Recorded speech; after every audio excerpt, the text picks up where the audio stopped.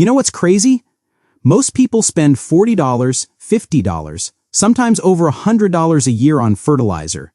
Bags of granules, jugs of liquid feed, boxes of slow-release pellets, and they're buying the exact same nutrients their kitchen and yard are already throwing away every single day. I'm talking about a system I built for literally $2 that now produces rich, ready-to-use fertilizer on autopilot every single day without me doing much of anything. Today, I'm walking you through the whole setup. What it is, how it works, how I built mine for under $2, and the 5 things I'm now feeding for free that used to cost me real money. Stick around because tip number 4 genuinely shocked me, and that bonus at the end is a game changer. Welcome back to the channel. If you're new here, my name is Arslan, and this is the most budget-friendly gardening channel you're going to find anywhere on YouTube. We do not do fancy, we do not do expensive, we do real results with whatever's already in your pocket and your backyard. Today's topic is close to my heart because I've always hated paying for fertilizer. The stuff works, sure, but you're basically buying back what nature already makes for free. And once I figured out how to capture that process in a $2 setup, I never looked back. Let me show you exactly how I did it and how you can copy this in a single afternoon. Before we get into it, do me a quick favor. Hit that subscribe button and tap the bell so you don't miss anything. I drop videos every single week that are going to save you money and help you grow better food, right in your own backyard. It takes 2 seconds and it genuinely helps the channel. Alright, let's get into it. Section 1. What the system actually is. Here's the deal. The system is a worm bin. Now before you click away, hear me out because I know what you're thinking. You're thinking worms, mess, smell, complicated setup. And I get it, I thought the same thing. But here's what most people don't realize. A properly built worm bin has zero smell. None. I keep mine on my apartment balcony in Karachi, and my neighbors have no idea it's there. Worm composting. Vermicomposting, if you want the technical word, is the process of feeding kitchen scraps to a colony of red wiggler worms, and those worms convert your waste into worm castings, which is one of the most nutrient-dense, biologically active fertilizers on the planet. We're talking a product that routinely sells for $5 to $8 per pound at garden centers. A healthy bin produces castings continuously, and when you brew it into liquid worm tea, you've got a free liquid fertilizer you can apply every single week. Here's the kicker. The worms cost about $15 to $20 to buy once, and then they reproduce on their own. The bin itself? I'll show you exactly how I built mine for $2. The food? It's your vegetable peels, your coffee grounds, your eggshells, stuff you were already throwing in the trash, building the $2 bin. Alright, here's exactly how I built the bin. I used 2 plastic storage containers, the kind you can find at any Sunday bazaar or dollar store equivalent for about $1 each. You want containers that are roughly the same size, somewhere around 10 to 14 liters capacity, so the worms have enough room to work. Here's the setup. You drill or punch small holes in the bottom of the first container, about 20 to 30 holes, each roughly 3 to 4 millimeters wide. This allows the liquid gold, which people call worm leachate, to drain down. Then you nest that drilled container inside the second, undrilled container. The bottom container catches the leachate. You drill ventilation holes around the upper sides and lid of the top container so air can circulate. That's your bin. 2 containers, one nested in the other. For bedding, I shredded old newspaper, completely free, and soaked it until it was damp but not dripping. Think of it like a wrung-out sponge. That moisture level is actually the key to keeping the bin odor-free. Worms breathe through their skin, so they need moisture, but a soggy bin goes anaerobic, which is where the smell comes from. And the best part? The whole build takes maybe 20 minutes. You drill the holes, add the bedding, introduce your worms, cover with a damp piece of cloth or the lid with ventilation holes, and you're done. Day 1 of free fertilizer production starts immediately. What to feed them? Now let's talk about what goes in. This is where most people make their first mistake. They think worms will eat anything, so they throw in everything, and then they wonder why the bin smells like a garbage heap. Worms love fruit and vegetable scraps. Banana peels, melon rinds, lettuce trimmings, carrot tops. They go crazy for this stuff. Coffee grounds are practically worm candy. They're slightly acidic and the worms move toward them fast. Crushed eggshells are excellent because they add calcium and help with the bin's pH balance. Shredded paper and cardboard keep the moisture balanced and give the worms carbon material to work with. Here's what most people don't realize. You should bury the food under the bedding every time you add it. Just lift a corner of the bedding, place the scraps underneath, and cover back up. This keeps fruit flies from finding it and speeds up decomposition significantly. What you want to avoid: meat, dairy, oily foods, citrus in large quantities, and onions. Citrus and onions in small amounts are fine, but a lot of it can acidify the bin and stress your worms. Also, skip bread and cook pasta. They attract pests without giving much nutritional value to the castings. That's huge for busy people because it means you're basically just redirecting your kitchen waste. You're not buying anything extra, harvesting the liquid fertilizer daily. Here's where the daily free fertilizer comes from. Every day or two, that bottom container, the one catching the drip from the worm bin above, fills up with leachate. This dark, tea-colored liquid is loaded with soluble nutrients and beneficial microbes. And it's ready to use on your plants almost immediately. Now, there is one thing I want to be straight with you about. Worm leachate is not the same as pure worm tea, which is aerated for 24 to 48 hours with an air pump to multiply the beneficial bacteria. Leachate is still excellent, but you want to dilute it before using it directly on plants.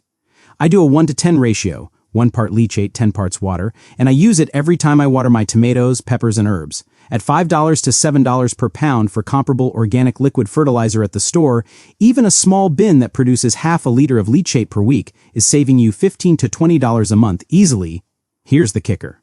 During monsoon season or humid weather, production actually goes up because the bin stays moist naturally.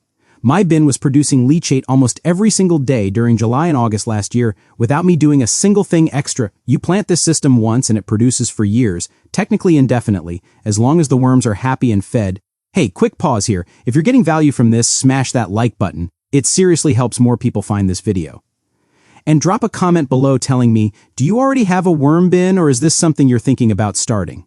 I read every single comment, so let me know. The castings, your slow-release powerhouse. Now let's talk about the castings themselves, because this is where the real long-term value lives. Every few months, your worm bin will be dense with finished castings, dark, crumbly, earthy-smelling material that looks almost exactly like coffee grounds. This is the stuff garden centers bag up and sell for $5 to $8 per pound under names like black gold or premium worm castings.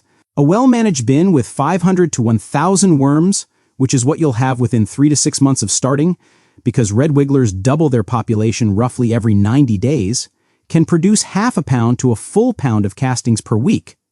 Over a year, that's 25 to 50 pounds of castings you never have to buy. At even $5 a pound, you're looking at $125 to $250 worth of fertilizer coming out of a $2 bin annually. I use castings in 3 ways. First, I mix them directly into potting soil at about 20 to 30% by volume when I'm starting new containers. Second, I top dress my existing pots by sprinkling a thin layer around the base of plants once a month. Third, I brew proper worm tea by soaking a cup of castings in 4 liters of water overnight and then applying that to everything in the garden the next morning.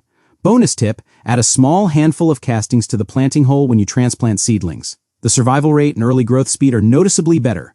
It's like giving a seedling a warm meal on its first day outside, what I'm now growing for free because of this system. And if the castings impressed you, wait until you hear about what I've actually stopped spending money on since I started this system. Because the fertilizer production didn't just offset my fertilizer bill, it changed what I'm growing entirely. I'm now running a full container tomato setup using Tumbling Tom and Glacier varieties in 12 to 15 gallon containers fed exclusively on leachate and castings. No store-bought fertilizer since last spring.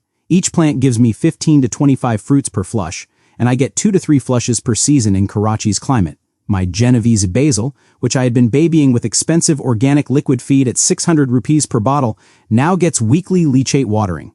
Growth rate actually improved. The leaves are bigger and the flavor is stronger, which makes sense because castings improve soil microbiology, not just nutrient content. I have a dwarf lemon tree in a 20-gallon container, Eureka variety, that was struggling with yellowing leaves, which is usually a nitrogen or iron deficiency. 2 months of consistent worm tea applications, and the new growth came in dark green and healthy. A bag of slow-release citrus fertilizer here runs about 800 to 1,000 rupees. I haven't bought one since. That's huge for busy people, because you're not managing a complex feeding schedule. You're just watering with the liquid that's already sitting in the bottom of your bin, troubleshooting the 3 most common problems. I want to be real with you because every system has its moments. Here are the 3 problems people run into most and exactly how to fix them. Problem 1, the bin smells bad. This almost always means it's too wet or you've added too much food at once. Fix it by adding dry shredded newspaper or dry cardboard and stop feeding for a week while the worms catch up. The smell should clear within 2 to 3 days. Problem 2, fruit flies. This happens when food is exposed at the surface. The fix is simple. Always bury food under the bedding and keep a layer of damp newspaper on top as a blanket. Fruit flies can't find buried food. Problem 3, worms trying to escape. This usually happens right after you first introduce them because the worms are exploring their new environment. Keep a light on near the bin for the first 48 hours. Worms hate light and will move down into the bedding instead of climbing out. After a couple of days, they settle in and stop trying to leave. Here's what nobody talks about. Temperature is the biggest factor in worm productivity. Red wigglers, Eisenia fetida, which is the species you want, are happiest between 15 and 25 degrees Celsius.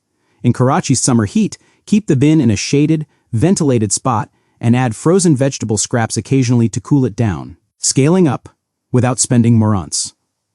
Your first bin is running well and your worm population has grown, you can split the colony and start a second bin for free.